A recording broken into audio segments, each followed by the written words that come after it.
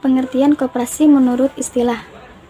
Pengertian koperasi secara sederhana berawal dari kata ko yang berarti bersama dan operasi artinya bekerja.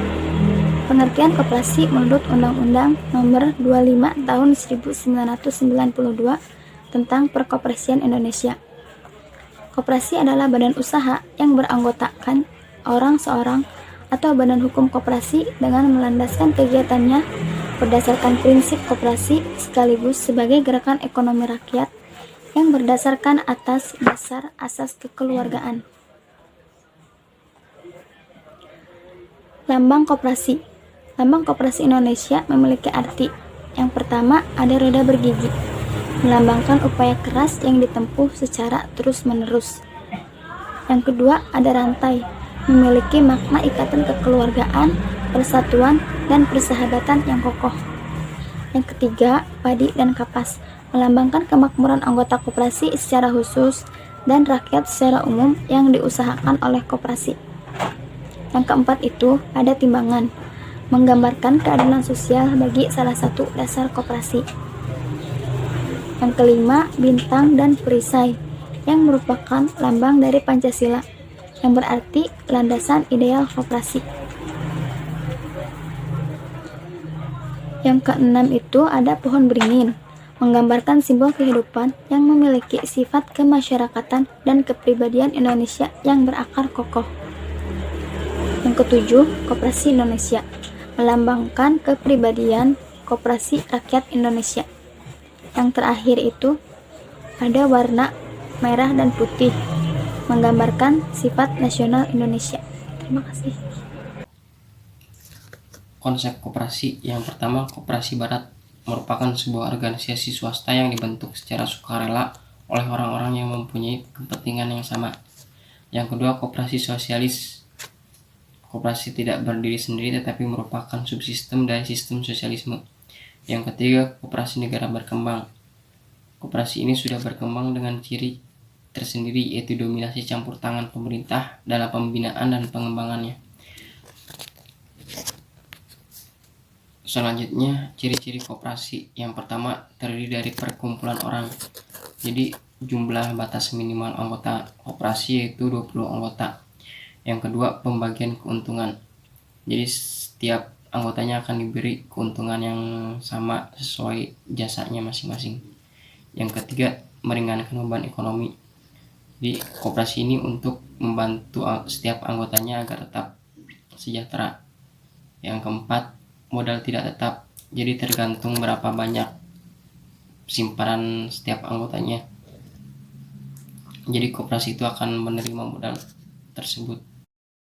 Saya di sini akan menjelaskan tentang fungsi dan peran koperasi, bagaimana ditemukan dalam pasal 4 UU No. 25 tahun 1992. Fungsi dan peran koperasi di Indonesia sebagai berikut ini. 1. Turut serta secara aktif dalam upaya meningkatkan kualitas kehidupan manusia dan masyarakat. Peningkatan kualitas kehidupan hanya bisa dicapai koperasi jika ia dapat mengembangkan kemampuannya dalam membangun dan meningkatkan kesejahteraan ekonomi dan anggota-anggotanya serta masyarakat di sekitar. Peranan koperasi dalam perekonomian Indonesia. 1. Membantu anggota meningkatkan penghasilan sehingga secara tidak langsung ikut serta meningkatkan taraf hidup rakyat. 2. Meningkatnya pendapatan secara adil dan merata. 3. Ikut mengembangkan daya cipta dan usaha orang-orang secara individu maupun secara kelompok. Prinsip koperasi. Prinsip koperasi ada dua, yaitu prinsip ke dalam dan prinsip keluar. Prinsip ke dalam mengandalkan sifat sukarela dan terbuka. Sifat sukarela dalam anggota koperasi mengandung makna bahwa menjadi anggota koperasi tidak boleh dipaksakan oleh siapapun. Seorang dapat mengundurkan diri dari koperasinya sesuai dengan syarat yang ditentukan dalam anggaran dan koperasi. 2. Prinsip keluar. Ada pendidikan perkoperasian. Dan kedua, kerjasama antar koperasi. Perkenalkan, nama saya Stefani Tresna Ayu. Di sini saya akan menjelaskan tentang tujuan koperasi dan landasan koperasi. Tujuan koperasi berdasarkan Pasal 3 Undang-Undang Nomor 25. Tujuan Koperasi Indonesia dalam garis besarnya meliputi 3 hal sebagai berikut. A. Untuk memajukan kesejahteraan anggotanya. B. Untuk memajukan kesejahteraan masyarakat. Dan C. Turut serta membangun tatanan perekonomian nasional. Landasan Koperasi Indonesia. Sesuai dengan Undang-Undang Dasar 1945, maka dalam Undang-Undang Nomor 12 tentang Pokok-pokok Perkoperasian, Pasal 2 menyebutkan tentang landasan koperasi sebagai berikut. 1. Landasan Idil. Koperasi Indonesia adalah Pancasila, di mana kelima sila dari Pancasila tersebut harus dijadikan dasar dalam kehidupan koperasi di Indonesia. Dasar idil ini harus diamalkan oleh seluruh anggota maupun pengurus koperasi karena Pancasila di samping merupakan dasar negara dan juga sebagai falsafah hidup bangsa dan negara Indonesia.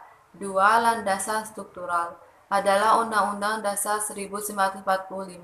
Perekonomian disusun sebagai usaha bersama atas asas kekeluargaan. Dari rumus tersebut, pasal 33 ayat 1 tercantum dasar demokrasi ekonomi. Produksi dikerjakan oleh semua untuk semua di bawah pimpinan atau pemilikan anggota-anggota masyarakat. 3. Landasan mental adalah setia kawan dan kesadaran berpribadi. Landasan itu mencerminkan dari kehidupan bangsa yang berbudaya, yaitu gotong royong. 4. Landasan operasional. Koperasi Indonesia adalah ketentuan-ketentuan operasional yang harus ditaati dan dipatuhi oleh anggota, pengurus, manajer, dan karyawan koperasi dalam melaksanakan tugas, fungsi, dan tanggung jawab dalam koperasi. Perkenalkan, nama saya Friska Valencia. Di sini saya akan menjelaskan bagian bentuk-bentuk koperasi dan juga bagaimana cara untuk mendirikan koperasi. Bentuk-bentuk koperasi dibagi menjadi 3. Yang pertama, menurut jenis usaha, yang kedua menurut keanggotaan, dan yang ketiga menurut tingkatan. Yang pertama ada koperasi menurut jenis usaha. Biasanya koperasi ini menghasilkan atau memproduksi suatu barang ataupun jasa. Nah, contoh-contohnya itu ada koperasi konsumsi, koperasi simpan pinjam, dan juga ada koperasi serba usaha atau KSU. Lalu selanjutnya koperasi menurut keanggotaannya. Nah, di sini ada 4. Yang pertama itu koperasi pegawai negeri atau KPN. Nah, biasanya koperasi ini beranggotakan pegawai daerah ataupun pegawai pusat untuk mensejahterakan bersama. Selanjutnya ada koperasi pasar atau Kopas. Koperasi ini beranggotakan para pedagang yang ada di pasar. Umumnya koperasi ini melayani kebutuhan para pedagang atau masyarakat atau anggotanya dalam koperasi tersebut. Selanjutnya ada koperasi unit desa, di mana koperasi ini beranggotakan masyarakat perdesaan tersebut. Nah, biasanya di sana mereka mensejahterakan terutama di bidang pertanian dan juga perikanan, khususnya bagi para nelayan. Dan selanjutnya ada yang terakhir ini koperasi sekolah. Biasanya di sana beranggotakan warga sekolah yang ada di sana untuk mensejahterakan, untuk memenuhi kebutuhan warga di sekolah. Jenis yang terakhir adalah koperasi menurut tingkatannya. Yang pertama ada koperasi primer dan ada koperasi sekunder. Koperasi primer ini biasanya beranggotakan orang-orang paling sedikit itu 20 orang. Nah, sedangkan untuk koperasi sekunder itu biasanya koperasi yang beranggotakan koperasi-koperasi lainnya. Selanjutnya saya akan menjelaskan tentang bagaimana sih caranya untuk mendirikan suatu koperasi. Baik, jadi tata cara pendirian koperasi ini diatur dalam pasal 12 nomor 9 tahun 2018 tentang penyelenggaraan dan pembinaan perkoperasian. Nah, dalam rapat tersebut akan membahas tentang beberapa hal yang perlu didiskusikan seperti daftar nama pendiri, nama dan tempat kedudukan, maksud dan tujuannya serta bidangnya apa, ketentuan mengenai keanggotaan, rapat anggota, dan masih banyak lagi hal-hal yang perlu didiskusikan atau dibicarakan dalam rapat tersebut. Selanjutnya, setelah rapat dilaksanakan, maka akan terjadi proses untuk membuat aktanya. Setelah dibuat, maka akan diajukan setelah 30 hari setelah pengajuan nama disetujui. Jadi, sebelum mengajukan akta pendirian, si koperasi ini sudah harus disetujui nama koperasinya. Jadi, setelah 30 hari, nama tersebut sudah disetujui, baru pengajuan dapat dilakukan. Bagi para pendiri koperasi harus memilih antara koperasi sekunder ataupun koperasi primer, karena koperasi primer dan sekunder itu memiliki syarat yang berbeda. Untuk koperasi primer biasanya 2 rangkap akta pendirian koperasi, 1 diantaranya harus bermaterai, yang kedua berita acara saat rapat yang pertama kali dilakukan itu harus dijelaskan atau diberitahu, yang ketiga surat bukti penyetoran modal, dan yang terakhir rencana awal kegiatan operasi. Itu untuk syarat primer. Dan untuk syarat sekunder, yang pertama hasil berita acara rapat yang pertama kali dilakukan, yang kedua keputusan pengesahan badan hukum koperasi primer atau sekunder si calon anggota koperasi tersebut. Yang selanjutnya, koperasi primer dan atau sekunder, calon anggota melampirkan nomor pokok wajib pajak atau NPWP yang aktif. Selanjutnya ada yang khusus nih untuk koperasi simpan pinjam, di mana ada dokumen tambahan seperti yang tercantum pada pasal 10 ayat 5 Menteri Koperasi dan UKM nomor 9 tahun 2018 tentang penyelenggaraan dan pembinaan perkoperasian. Nah, setelah pendiri mengajukan akta pendirian koperasi, maka Menteri akan menerbitkan surat SK atau surat keputusan. Ada yang diterima dan ada yang ditolak, seperti itu. Jadi urutan-urutan untuk mendirikan koperasi sebenarnya tidak mudah, tapi secara garis besarnya itu yang pertama mengadakan rapat, yang kedua mencatat atau membuat akta pendirian, yang ketiga mengajukan akta pendiriannya, dan yang tadi mengajukan beberapa syarat untuk jenis-jenis koperasi primer ataupun sekunder.